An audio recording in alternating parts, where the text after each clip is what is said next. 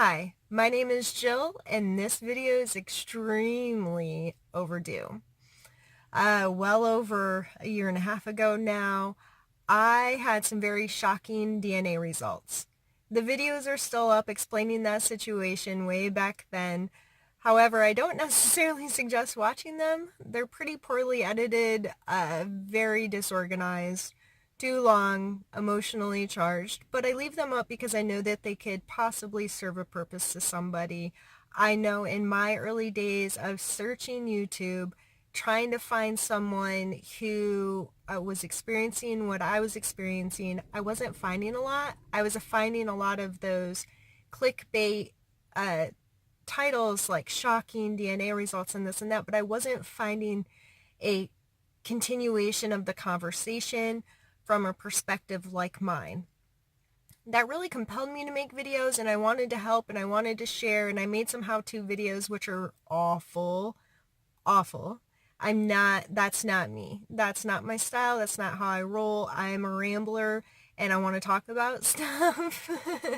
And these are the 5 things you need to know to build an ancestry tree. Girl, that's just not me. So I'm going to leave that to the professionals, and I'm going to link people down below and try to find resources and be helpful to people. I'm also going to leave a couple of videos actually, about restarting or retelling or editing the story we tell ourselves about ourselves and how important that is, because that's truly my ultimate message. There's already lots of people out there doing motivational speeches on it and so forth that I have found very helpful and useful in discovering that I'm an NPE and what that means and how I have made it a part of my life, and I'm on the better side of things now, and I know not everyone has a story that I have, and some people have really unhappy stories, or the endings aren't what we hope for. But I feel regardless of where we fall on the spectrum, how we're an NPE, so on and so forth, that we can all relate to a certain core feeling and roller coaster that a lot of us are on. So real quick, if you're new here, I'm going to give a rundown on what an NPE, I don't English much, on what an NPE is and how I'm one and what my life's been looking like since then. So an NPE is a non-paternity event or not parent expected. This could be the wrong name is put on your birth certificate. This could be that you are donor conceived. This could be that you're adopted. This could be a multitude of things, but what it all boils down to is a misattributed birth information. So I did an ancestry DNA test, and within the first day of having my results, I learned that the person that I thought was my father was not my father based on my matches on Ancestry. A professional genealogist actually was administer like the admin of an account that I was matched to, and she was extremely helpful to me, and I have another close friend, and I've gone all into thanking them and so forth in past videos. But they really helped me first discover that who I thought was my parent was not my parent. Now, mind you, the parent that I thought was my parent never was in my life on a one-to-one. Like, we never had spoken face-to-face, even though we had seen each other a lot. He actually worked in a public building in my small hometown that I had to be at on a regular basis. We'll put it that way. And he was married, children. This was really screwed up my head at a young age of why doesn't he love me? Why doesn't he want to be my father? Why don't I have a relationship with him? He seems like a good man.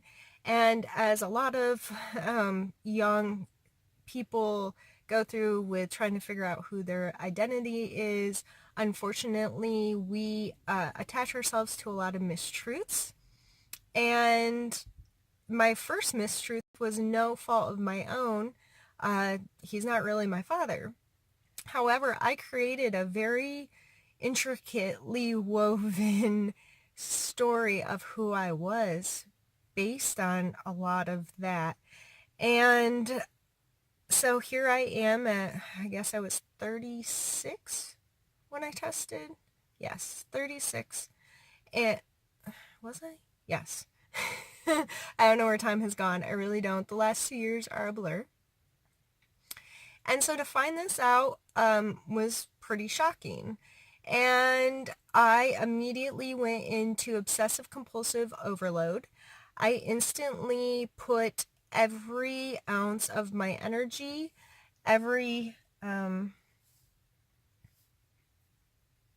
thought, every prayer, every dream, every moment of my day that I could, and probably ones I shouldn't have, into figuring out who my father was and making the science of DNA make sense to me. I watched podcasts and YouTube tutorials and read forums and asked questions and joined groups, and I was all in, and I spent months looking for my father. And I found him, and some of the first information I found out about him was that I may not necessarily want him in my life. I was told some about his upbringing. I was told some about decisions and circumstances he had been a part of or in. I was told, I shouldn't, but I was told that he had a huge heart and that he was kind. And I really struggled at first with trying to decide if that was something I was willing to bring into my life, because I myself have a lot of walls. A lot of those walls are based on those early childhood of why doesn't my father love me stuff. And I was really scared. I was really scared to invite negativity in my life. I was really scared to invite uncertainty in my life. I was really scared to invite rejection into my life.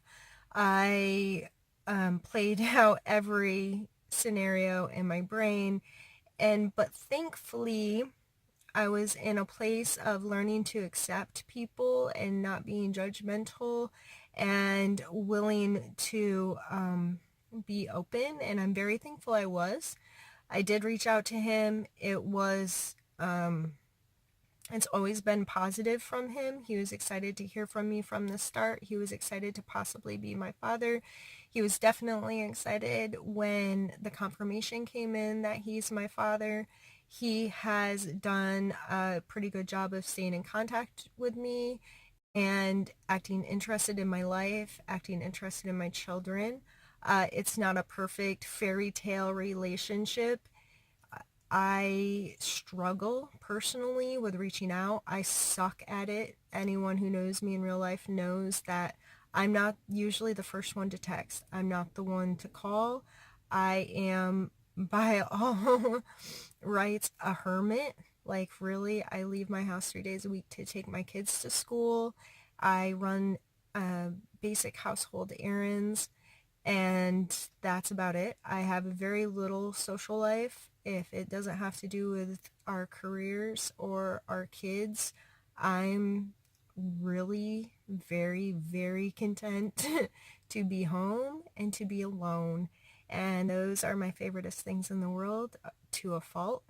And so I kind of struggle with that, struggle reaching out, struggle staying in contact. You gotta remember also, I hadn't had a parent in 10 years. My mom passed away. My adopted dad, which is a whole nother story, and I are not in communication. I haven't had, I actually talked to the man that I thought was my father now, which is really strange, but he and I have bonded in a weird way over all of this. He didn't believe he was my father all along, but it's weird, but it's fine. It's good. I think it's healthy. I think it's allowed closure for a lot of us and in ways, and opened a lot of new doors in a lot of ways. And so we're just trying to figure it out. We're just trying to make it work. And I tried 1,000 times to make videos between then and now, and it would become like a really bad self-help guru kind of video, because I desperately want people to heal and experience this and understand that it doesn't matter who we find or how we find them, or if they want to be found or if we want to be found. At the end of the day, the story we tell ourselves about ourselves is the only truth and the only thing that matters. And we have to love and care for ourselves and respect ourselves. And I don't want to turn into where I just sit and preach at people like that all day. So, and I didn't want to make tech and videos about like technically finding family, because I was burnt out. I couldn't do it anymore. I don't even know what new tools are out there and how to find family. And I know it's progressed and the science is amazing, and I read comments about people talking about it and so forth. I'm like, that's awesome. But I don't participate anymore. I still have a couple people that I'm trying to figure out, or things I'm doing, but pretty much at this point, I just check for new matches every week or so. Or I used to obsessively check my matches like 5 times a day or more. It was pretty sad. But I'm not 100% removed from it. I'm still a part of a lot of the Facebook groups, and there's one specifically for NPE. So if you are one, you know a friend is one, and their world has been rocked and they need a little support. Again, I'm going to link resources down below. Please use them. Please know that you're not alone. Please know that there's those of us out here with a million different stories, and it's affecting our lives in a million different ways, and we're all on the same screwed up roller coaster right now, and trying to decide how this all fits into our lives and how it's going to affect us and what it all means and who we are. And it's a lot, and it's being greatly underappreciated by those of us who have to deal with us. I don't think it's definitely one of those things, unless you're in it, you really can't wrap your brain around what it feels like. A lot of us really go through a grieving process of losing part of ourselves, losing a family member, losing a whole half of a family, losing and what that means. And yeah, those peoples may still be there, and you may still be the same person, but just digesting what all of that means and making peace with it is can be extremely overwhelming and extremely hard for some. And it's all going to boil down to their perspective on the situation and how they define themselves by it. And that's why I think it's time, now that I'm further removed, to put some more videos out there, stay involved in the conversation, and just hope that at least one person can come across my content in a way that helps them in some way. And I'm probably going to continue this channel moving more away from ancestry and into other things in my life, but continuing that conversation and how it has affected me and the things that are different in my world now because of it, and all the positives it's brought to my life. I think I have a cat here on my face. We just got a cat. But and I know I'm sitting in my car, but to be quite frank, all my filming stuff had been put away, and I needed some lighting that you could actually see me in. All right. If anyone has any comments, questions, or concerns, if a link doesn't work, if you need other resources that I hadn't thought about listing, please reach out to me. I'm happy to help in any way, shape, or form, and I hope to see you all soon. Bye.